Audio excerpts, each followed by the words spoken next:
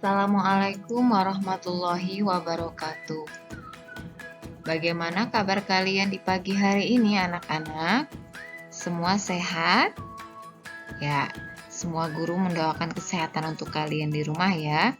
Berjumpa kembali di pembelajaran di hari ini di tema 6, subtema 2, pembelajaran ketiga dan keempat. Disimak dengan baik video ini sampai dengan selesai ya. Adapun pokok bahasan yang akan kita bahas pada hari ini yang pertama tentang membuat kesimpulan isi teks media cetak dari diagram. Yang kedua, pembangunan ekonomi dan sosial budaya di masyarakat. Yang ketiga, kewajiban, tanggung jawab, dan hak sebagai warga masyarakat. Kita mulai dari pokok bahasan yang pertama, yaitu membuat kesimpulan isi teks media cetak dari sebuah diagram. Ibu akan sajikan sebuah teks berjudul Tungku Jimat. Teks ini pun dapat kalian baca pada buku paket kalian di halaman 43. Ibu akan bacakan teks berikut berjudul Tungku Jimat. Tungku buatan Suprianto diberi nama Tungku Jimat. Nama jimat tersebut merupakan kependekan dari energi hemat. Tungku ini dikatakan hemat karena hanya berbahan bakar limbah. Selain itu, pembuatan tungku tersebut menggunakan konsep energi petani. Menurut penciptanya, Suprianto, tungku jimat sangat tepat untuk masyarakat pedesaan, daerah transmigrasi, warga pinggiran kota, dan pedagang makanan kaki lima. Pembakaran menggunakan tungku jimat dengan konsep energi petani ini cukup efisien. Hal itu karena teknik pembakaran pada tungku tersebut sangat meminimalkan penggunaan oksigen. Tungku jimat dibuat dengan ruangan yang minim oksigen, sehingga dapat meningkatkan suhu lebih cepat.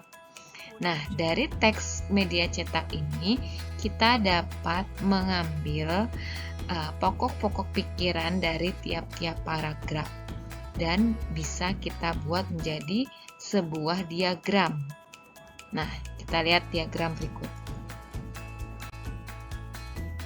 Masih ingatkah kalian bagaimana langkah-langkah dalam membuat konsep atau diagram, peta konsep atau diagram? Nah, untuk membuatnya, maka kita perlu menentukan pokok-pokok pikiran dan informasi penting dari setiap paragraf.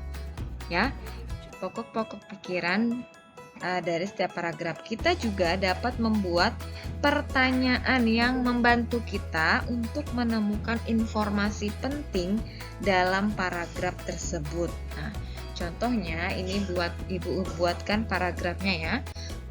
Berjudul Tungku Jimat.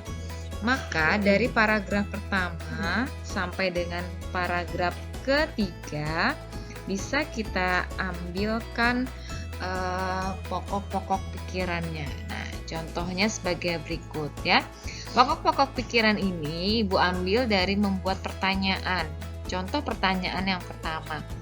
Siapa? Dari kata siapa? Siapa yang menemukan tungku jimat? Siapa yang menemukan tungku jimat? Maka akan diberi informasi pentingnya, yaitu dibuat oleh Suprianto.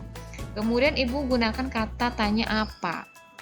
Apa singkatan dari tungku jimat? Maka jawaban atau informasi yang kita dapat adalah energi hemat. Singkatan dari tungku jimat adalah energi hemat.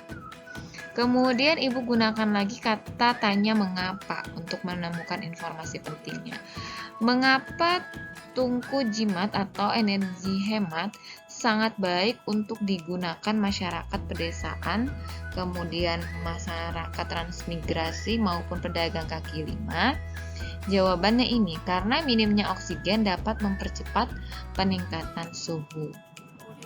Kemudian ada kata tanya lagi bagaimana. Nah, dengan kata tanya bagaimana kita dapat menemukan informasi pada paragraf, yaitu teknik pembakaran tungku meminimalkan penggunaan oksigen. Nah, ini teknik bagaimana pembakaran tungku pada jimat yang diciptakan oleh Supriyanto. Nah, dari diagram ini kita bisa menarik kesimpulan. Kesimpulan yang bisa kita tarik yaitu tungku jimat, tungku ini seperti kompor ya, nah maksudnya ya. Tungku jimat atau yang disingkat energi hemat adalah tungku energi hemat yang dibuat oleh Supriyanto. Tungku tersebut meminimalkan penggunaan oksigen sehingga dapat mempercepat peningkatan suhu. Nah, jadi dari informasi penting paragraf pertama atau kata tanya yang buat pertama, kata tanya kedua, kata tanya ketiga, kata tanya keempat, ini informasinya jawabannya Ibu jadikan satu menjadi sebuah kesimpulan. Jadi begini nak ya cara membuat kesimpulan. Bisa kita buatkan diagram, kemudian dibantu dengan kata membuat pertanyaan dan menjawab pertanyaannya. Oke, Ibu harap kalian sudah memahami ya untuk cara membuat kesimpulan dari sebuah diagram. Kemudian kita masuk ke pokok bahasan kedua tentang bagaimana pembangunan ekonomi dan sosial budaya di Indonesia. Nah, seperti yang sudah dijelaskan sebelumnya, manusia adalah makhluk sosial yang tidak dapat hidup sendiri. Artinya adalah manusia harus saling berinteraksi ya, atau harus menjalin interaksi baik dengan lingkungan alam maupun dengan lingkungan sosial kita. Masih ingat kemarin lingkungan alam? Misalnya kita berinteraksi dengan dengan lingkungan seperti dengan petani dengan sawahnya, nelayan dengan lautnya dalam mencari ikan. Itu contoh interaksi dengan alam. Nah, dalam lingkungan sosial pun kita harus berinteraksi ya, dengan dalam kehidupan sosial kita juga kita harus berinteraksi. Kenapa? Karena interaksi itu merupakan suatu hubungan timbal balik yang saling memengaruhi. Jadi karena kita harus saling berinteraksi, saling memengaruhi dengan orang lain, maka haruslah kita ini menjalin interaksi dengan alam maupun dengan lingkungan sosial kita. Nah, dalam hal pembangunan ekonomi, interaksi antar individu atau kelompok tentunya dalam suatu lingkungan sangat memengaruhi pembangunan ekonomi dan sosial budaya bagi kemajuan suatu bangsa. Adapun contoh interaksi dalam hal pembangunan ekonomi yaitu contohnya adalah kegiatan jual beli, pemanfaatan objek pariwisata, kemudian pelayanan jasa. Nah, banyak lagi contoh-contoh lainnya yang merupakan interaksi dalam kehidupan sehari-hari kita yang bisa meningkatkan pembangunan ekonomi di negara kita. Nah, dengan kegiatan jual beli tentunya ada interaksi ya antara penjual dengan pembeli, di mana di situ juga ada peran-perannya ya dalam kegiatan jual beli. Ada yang berperan sebagai produsen, distributor, konsumen. Nah, dalam pemanfaatan objek wisata juga di situ bisa meningkatkan pembangunan ekonomi negara kita. Maupun pelayanan jasa seperti dokter, kemudian perawat, kemudian jasa lainnya seperti perbankan dan lain-lain ya. Jadi, contoh interaksi dalam pembangunan ekonomi banyak sekali yang dapat kita temui di sekitar kita. Oke. Kita lanjut ke materi selanjutnya tentang kewajiban dan tanggung jawab sebagai warga masyarakat. Sebelumnya Ibu ingin ingatkan kembali pengertian dari kewajiban, tanggung jawab, dan hak.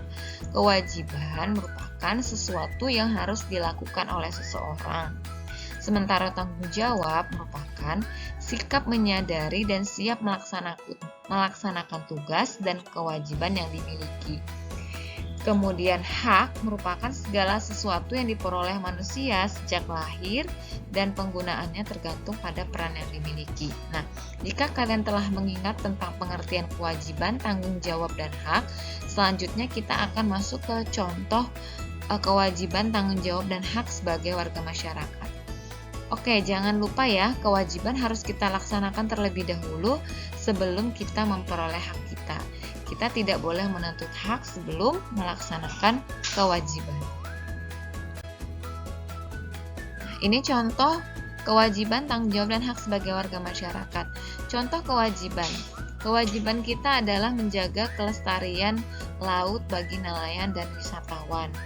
Kemudian, kita juga memiliki kewajiban memberi pupuk atau air pada tanaman bagi petani. Tanggung jawab contohnya menangkap ikan dengan tidak berlebihan. Ini bagi para nelayan ya, terhadap lingkungan alamnya, maka bertanggung jawab menangkap ikan dengan tidak berlebihan. Tanggung jawab lainnya adalah tidak menggunakan pupuk secara berlebihan. Nah, ini untuk para petani ya, ketika berinteraksi dengan lingkungan alamnya. Kemudian ada lagi hak. Nah, setelah kita melaksanakan kewajiban, tanggung jawab kita, maka kita juga memperoleh hak. Hak para nelayan misalnya, hak menangkap ikan bagi nelayan ya. Kemudian hak mengolah hasil panen bagi para petani. Nah, ini contoh kewajiban, tanggung jawab, dan hak dalam interaksi dengan alam maupun interaksi dengan kehidupan sosial.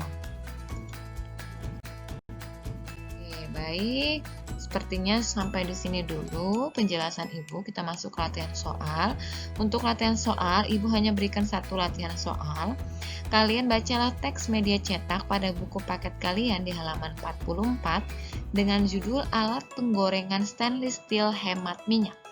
Nah, tugas kalian adalah membuat diagram yang berisi informasi penting yang terkandung di dalam setiap paragraf. Kemudian, setelah diagramnya jadi, buatlah kesimpulannya. Itu saja untuk tugas hari ini. Terima kasih atas perhatiannya anak-anak. Dan Ibu akhiri dengan ucapan terima kasih dan wassalamualaikum warahmatullahi wabarakatuh.